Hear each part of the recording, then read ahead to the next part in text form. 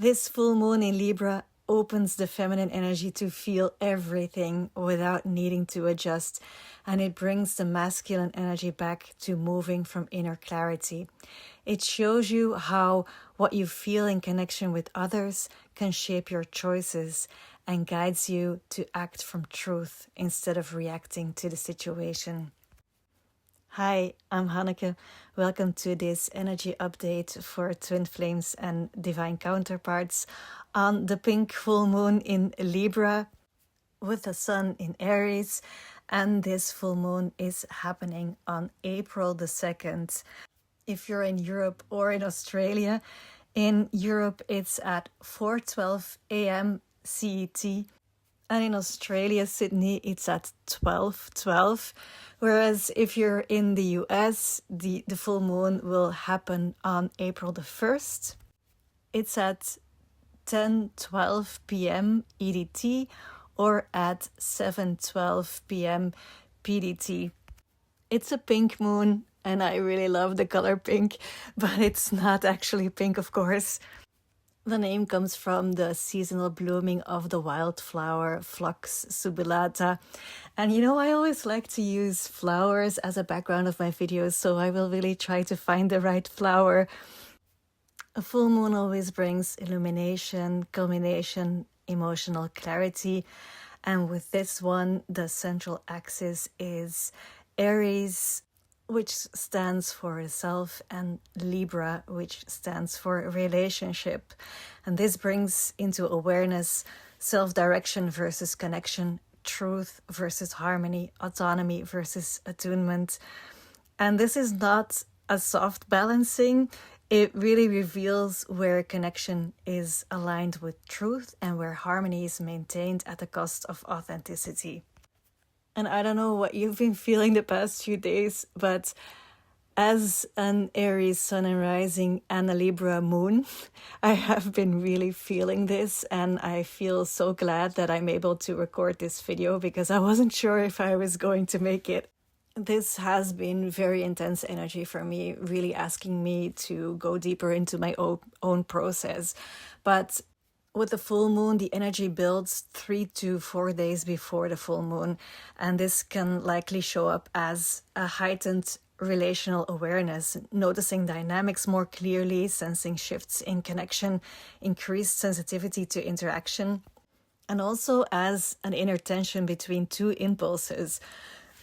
There can be this pull to move, to express, to act, and at the same time, the awareness of the relational field that can hold you back. So this creates a very specific tension. It's a dual awareness. Full moons don't initiate new things, but they reveal. So what comes up is often something that is already present, a dynamic that becomes undeniable. And since my focus in my videos is primarily the masculine and feminine energy, let's go into that dynamic with this full moon. So Aries is masculine energy. It's direction, movement, action from inner truth. And it is being brought back to self-led movement from inner coherence. What does that mean? That means, what is your instinct? What is your inner impulse? When you drown out all of the noise, where is your inner wisdom guiding you to? Now, Libra is feminine energy.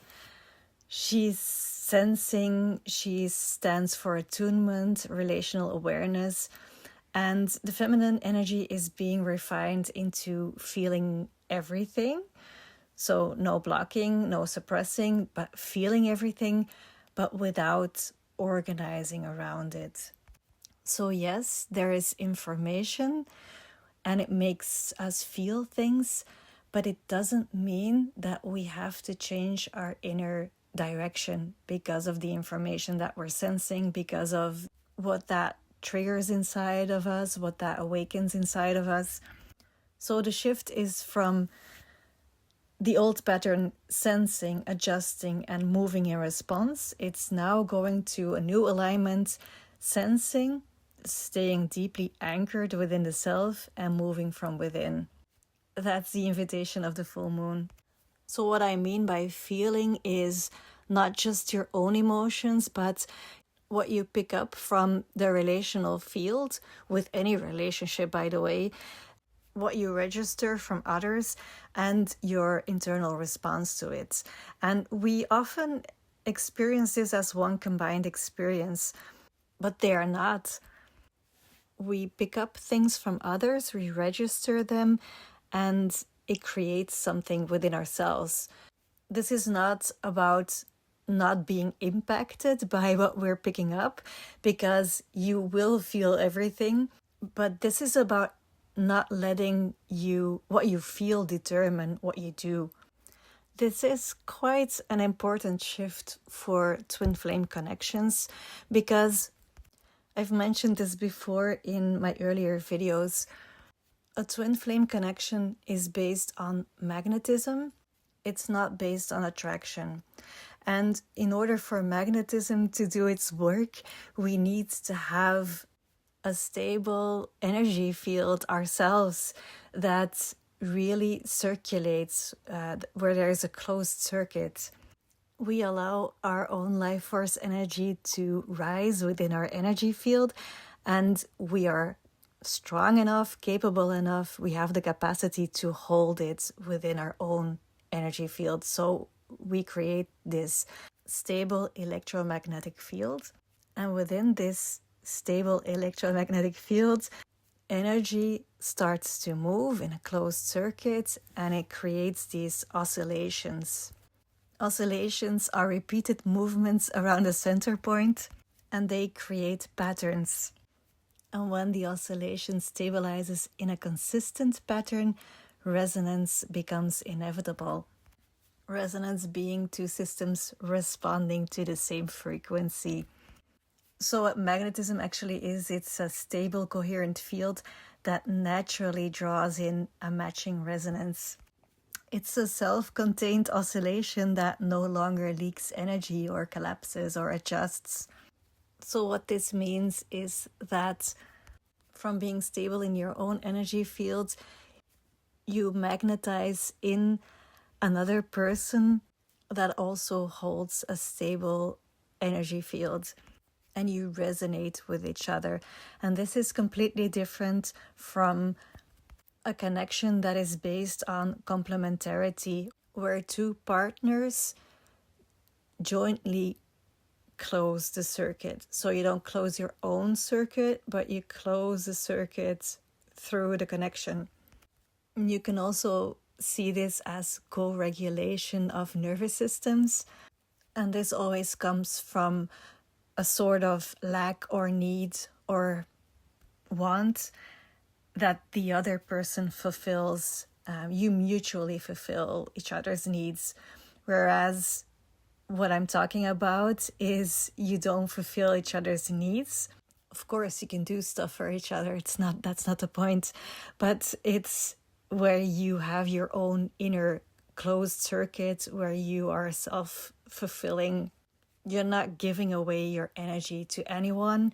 It keeps circulating in your own system, and you resonate with each other on the same frequency. So resonance with another system, another person, it happens automatically when you are in inner coherence, when you stabilize your own energy field. It sounds very technical to understand, but honestly, this is all about the experience of the energy. And if you've been in a twin flame connection on the journey for a while, you will probably recognize that incredible experience of inner coherence, of that beautiful love that you feel, and that sometimes life takes you over and you lose your inner coherence, but when you return back to your center, you will always feel that love for your twin soul again. And it doesn't feel like you need something to complete yourself with. That love just is. It doesn't have to do anything. It doesn't have to move.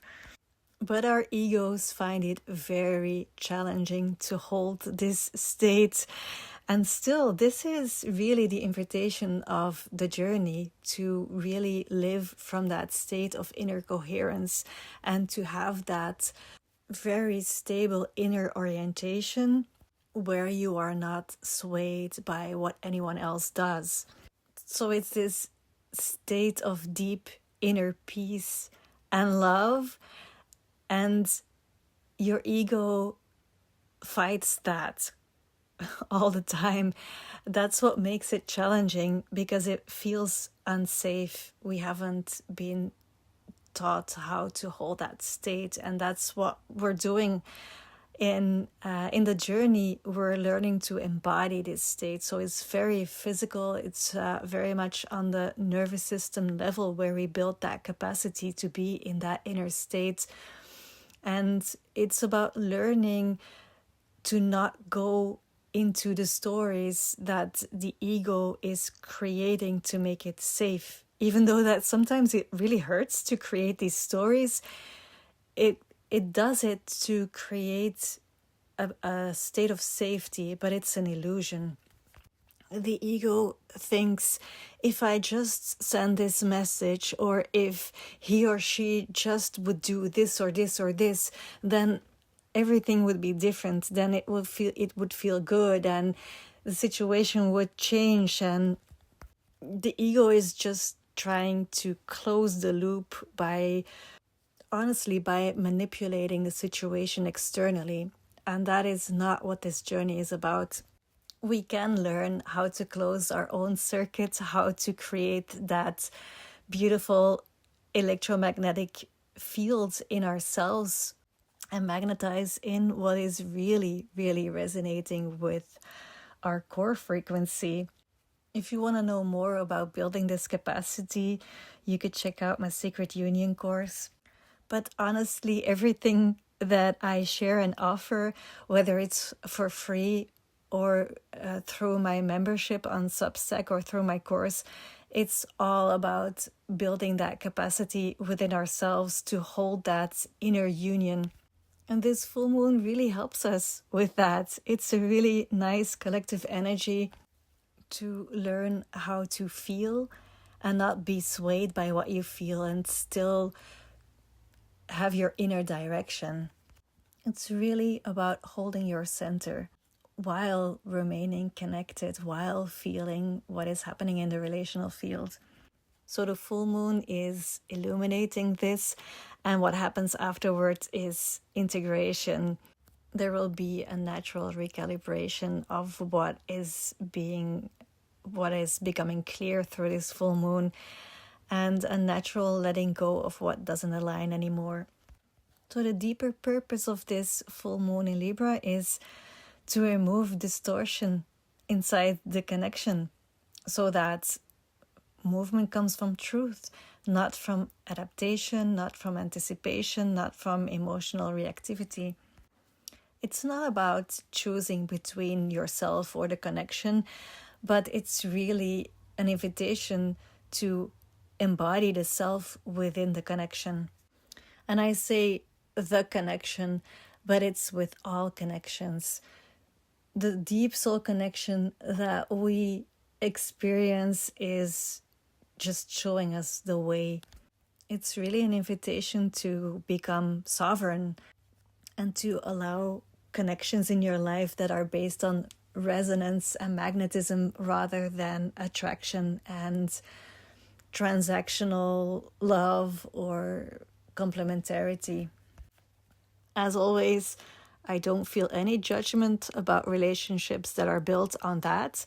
I just really deeply feel that inner calling of the soul that we change this relational template.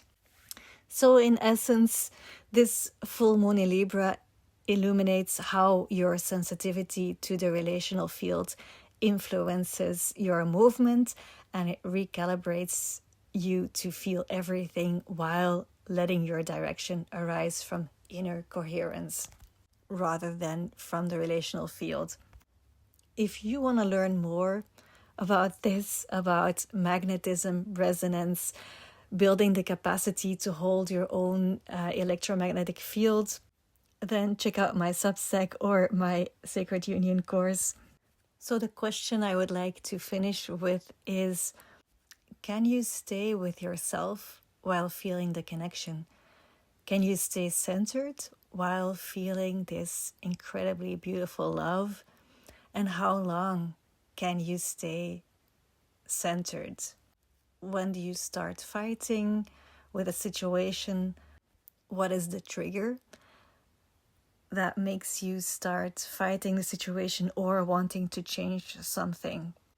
And maybe from there, notice, does anything actually need to be done right now? The answer could be yes, of course. As an Aries, I do understand most of the time the answer is yes for me. Yes, something needs to be done. But is this coming from inner alignment, or is this coming as a reaction to the field? That is the question this full moon. If you feel called to, please share your experience. I'm sending you a lot of love. Bye.